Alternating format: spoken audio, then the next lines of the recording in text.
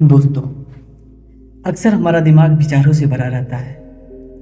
हम लोगों के बारे में, अपने बारे में, अपने काम के बारे में और परिवार के बारे में, और वो सब सोचते रहते हैं जो हमारे दिमाग में भरा रहता है।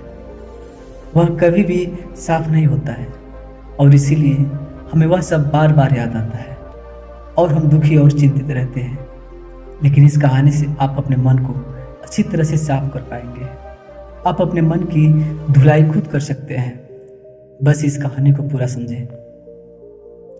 एक बार एक गुरु और शिष्य एक सुनसान जंगल से गुजर रहे थे।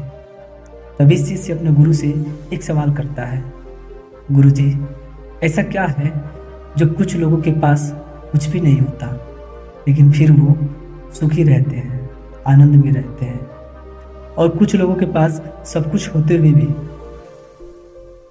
उदासी उनके चेहरे पे साफ दिखाई देता है। गुरु ने एक मुरझाए हुए फूल की तरह इशारा करते हुए अपने शिष्य से कहते हैं, ये सोचने की और समझने की बात होती है।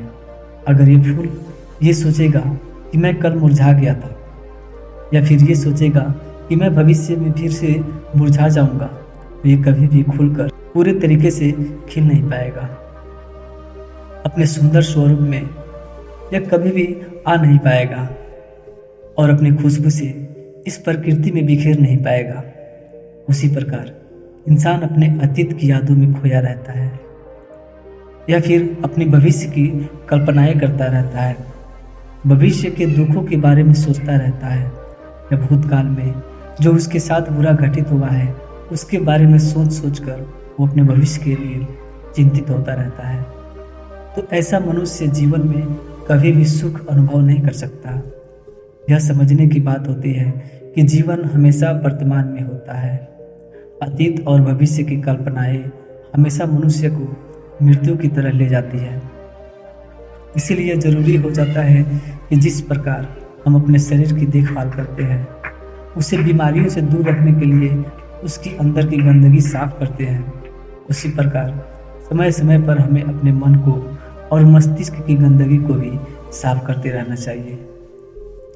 इससे आपकी बुद्धि की क्षमता तो तेज होगी ही, साथ ही साथ आप अपने आनंद में रहने का रहस्य जान पाएंगे।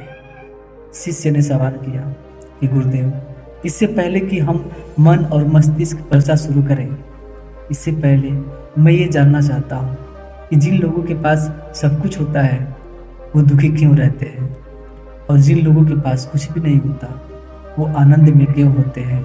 ये रहस्य क्या है और इसके पीछे क्या कारण हो सकता है। गुरु ने उत्तर दिया कि कुछ लोग जीवन में सब कुछ हासिल कर लेते हैं। सब कुछ हासिल कर लेने के बाद व्यर्थता पता चल जाती है। ऐसे लोगों को अक्सर ये एहसास जकड़ लेता है कि मैं जीवन में जो कुछ भी पाया, जो कुछ भी किया, उससे भले ही मैंने सुख सुविधाएं हासिल कर ली, लेकिन मन की शांति अभी भी बहुत दूर है, अधूरी है। उस तक मैं पहुंच नहीं पाया। सब कुछ पाकर भी मैं अपने मन को जान नहीं पाया। जब इंसान को ऐसा लगता है तो उसे महसूस होता है कि जो भी उसने कमाया वो कौड़ियों के भाव था। उसने अपना जीवन बेकार की चीज़ों में यूं ही व्यर्थ कर लिया था। वहीं पर जिस इंसान के पास जीवन में कुछ भी नहीं होता, उसके पास एक उम्मीद होती है। उस सब कुछ पाने की लालसा रखता है और वही लालसा, वही इच्छा उसको जीवन में खुश रखती है, आगे बढ़ाती है, ऊर्जा से भरा हुआ रखती है। गुरु ने अपने हाथ से एक सूखे पेड़ की तरह इशारा करते हुए कहा कि शिष्य, कभी तो यह पेड़ भी हरा भरा रहा होगा, फलों से लदा हुआ होगा, इसके फलों को खाते होंगे। उस समय इस पेड़ को भी यह पता नहीं होगा कि एक दिन कि तुम सूख जाओगे और तुम्हारी हालत इतनी बदतर हो जाएगी कि तुम किसी को छांव तक नहीं दे सकते, तुम्हारे ऊपर पत्ते तक नहीं रह रहे, फल तो दूर की बात रही। उसी प्रकार मनुष्य अपने जीवन की दौड़ में यह भूल जाता है कि जिस दौड़ में वह सबसे आगे निकलने की कोशिश कर रहा है, उसका अंतिम चरण तो मृत्यु ही है। काश वो कभी इस दौर से अलग हटकर ये देख पाए कि इसका अंतिम चरण तुम्हें कहीं नहीं पहुंचाएगा, कि जिस दौर से वो सबसे आगे निकलकर जीतने के ख्वाब दिख रहा है उसका अंतिम चरण मृत्यु ही है। काश वो कभी जीवन की दौड़ में ठहर कर ये देख पाए कि इसका अंतिम चरण क्या होगा, तो वो उन कामों को तेज अंजलि दे सकता है जो व्यर्थ है, जो बेकार है, और ऐसे कार्यों की तरह आगे बढ़ सकता है, उसके जीवन में आनंद पैदा करते हो जो उसके जीवन को एक नई दिशा देते हो। गुरु ने खुद की तरफ इशारा करते हुए समझाया कि एक योगी वो होता है जो जीवन की दौड़ में ठहर जाता है, जो ये समझ लेता है कि जीवन का अंतिम चरण तो मृत्यु है, इसीलिए वह जीवन में सुख सुविधाएं हासिल करने के बजाय खुद के मन और मस्तिष्क को एक नए आनंद की तरफ ले जाने का प्रयास शुरू कर देता है। शिष्य ने सवाल किया कि गुरुदेव, क्या एक ग्रस्त जीवन में जीने वाला मनुष्य उस आनंद की प्राप्ति नहीं कर सकता, और अगर कर सकता है तो उसे किस प्रकार शुरुआत करनी चाहिए? बिल्कुल कर सकता है, गुरुदेव ने उत्तेजित होकर उत्तर दिया। अगर सभी मनुष्य उस आनंद की प्राप्ति के लिए योगी बनने का निश्चय कर ले तो इससे तो प्रकृति का चलन ही रुक जाएगा, उसकी जो व्यवस्था है वो बिगड़ने लगेगी। एक सच्चा योगी अपने जीवन में खोज करता है और खोज करने के बाद वो गृहस्थ जीवन में किस प्रकार आनंद को प्राप्त किया जा सकता है वो तरीके सभी को बताता है, ताकि मनुष्य अपने जीवन के गृहस्थ जीवन का पालन करते हुए उस आनंद की प्राप्ति कर सके। गुरु ने खुद को संबोधित किया और उत्तर दिया कि मैंने अपने जीवन में जो खोज की है उसके अनुसार मनुष्य को समय समय पर अपने मन और मस्तिष्क की सफाई जरूर करना चाहिए। मनुष्य अपने शरीर पर ध्यान तो दे सकता है, लेकिन अपने मन और मस्तिष्क को भूल जाता है, उस पर कभी ध्यान नहीं देता, और इसी जगह से मन और मस्तिष्क बूढ़े होते चले जाते हैं। उनमें जवानी नहीं रह जाती। जब उनमें जवानी नहीं रहती तो उनमें नयापन और ताजगी नहीं रह जाता, जिसकी वजह से एक इंसान उदासी से भर जाता है।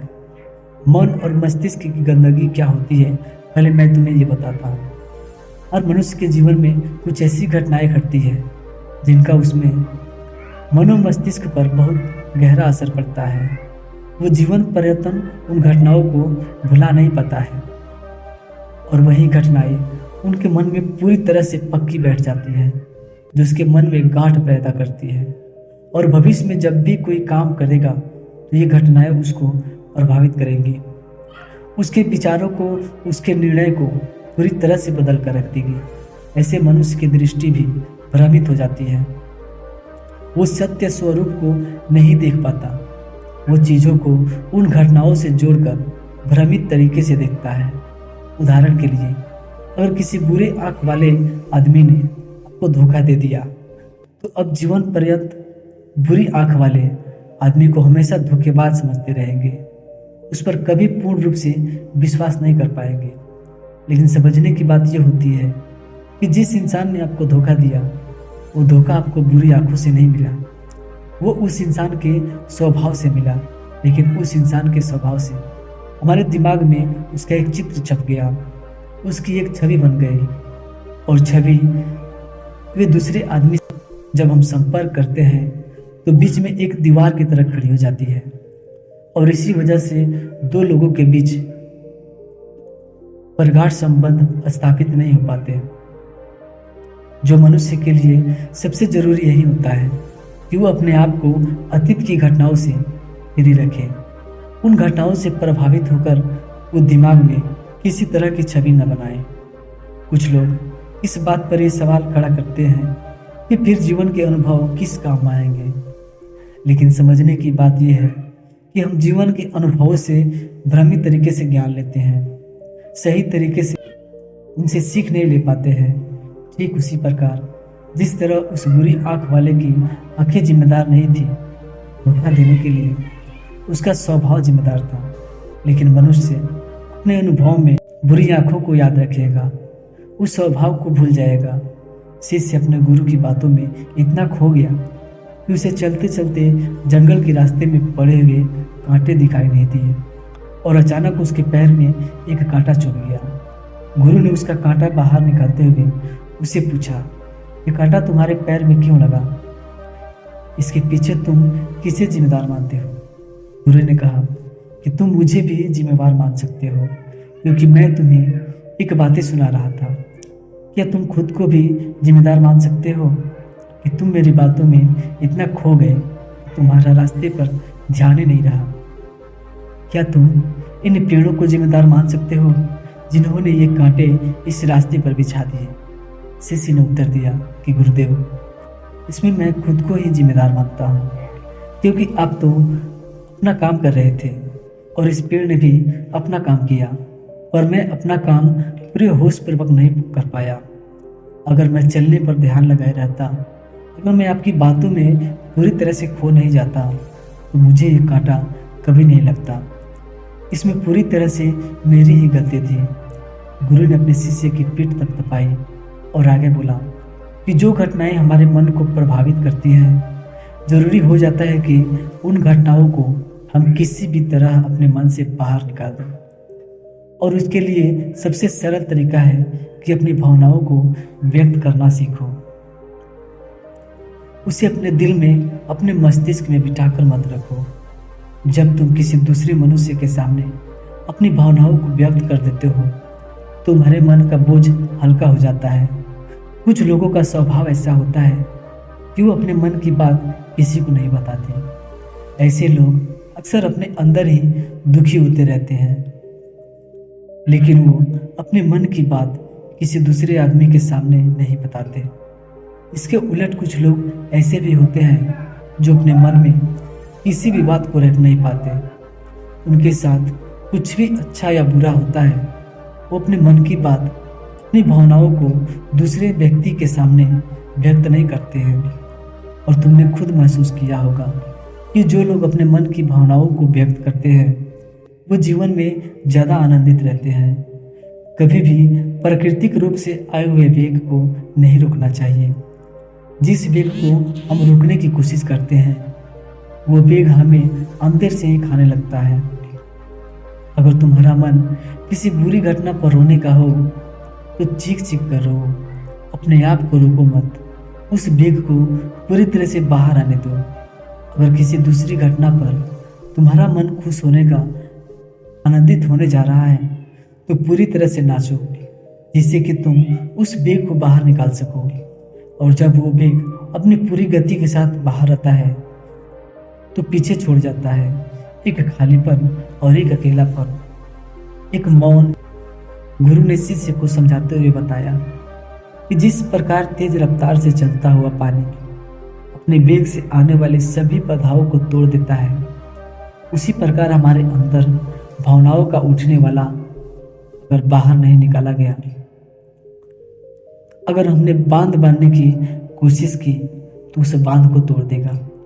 और उस बांध को तोड़ने के बाद उसका कचरा हमारे मन में अंदर ही ठहर जाएगा, जो हमारे मन को दूषित कर देगा, उसको गंदगी से भर देगा। अक्सर मनुष्य अपने मन में किसी घटना को दबा कर इसीलिए रखता है कि वो सोचता है अगर सामने वाले को इस घटना के बारे में पता चला, वो पता नहीं मेरे बारे में क्या सोचेगा। इसी विचार की वजह से वो अंदर ही अंदर खुद दुखी रहता है और सामने वाले को वो कुछ भी नहीं बताता। लेकिन एक बार अगर वो हिम्मत कर सकता है, तो शुरुआत कर सकता है, जो उसका पूरा जीवन परिवर्तित हो सकता है। एक बार अगर उसके दिमाग की आदत बन गई है, तो वो जीवन भर अपनी भावनाओं को दूसरों के सामने व्यक्त करने से कभी नहीं हिचकिचाएगा। और अपने दिमाग की ये आदत 21 दिनों में पैदा कर सकते हैं। 21 दिनों तक अगर सही तरीके से हम अभ्यास करें, तो हमारा दिमाग पूरी तरह से भावनाओं से मुक्त हो जाएगा। यह 21 दिनों का अभ्यास कुछ इस प्रकार है। 30 दिनों तक सबसे पहली बात, अपने मन में किसी भी बात को दबाकर नहीं रखना। अगर हम किसी मनुष्य के बारे में अच्छा सोचते हैं, तो हम उसे व्यक्त करें। अगर बुरा भी सोचते हैं, तो भी व्यक्त करें। परिणाम भूल जाएं कि क्या होगा। सिर्फ अपने दिमाग की धुलाई करने का विश्वास रखें। आपके अंदर एक अद्भुत साहस पैदा होगा। जब आप किसी मनुष्य के बारे में वह सब बता पाएंगे तो आप उसके बारे में वही सोचते हैं। तो आप खुद सोचिए कि आपका खुद के ऊपर विश्वास कितना बढ़ जाता है। आपके मन के सारे डर खत्म हो जाएंगे। हो सकता है कि इसमें आपको चुनौतियों का सामना करना पड़े, लेकिन जहाँ पर चुनौतियाँ नहीं होती वो खुद अभ्यास भी नहीं होता। अभ्यास हमेशा चुनौतियों से भरा होना चाहिए। इससे आप सत्य वचन बोलने का अभ्यास भी कर सकते हैं।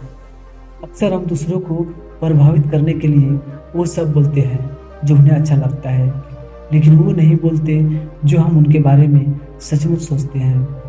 और यही हमारी सबसे बड़ी भूल हो जाती है। इससे हमारा मन पूरा अस्तित्व झूठ बनकर रह जाता है।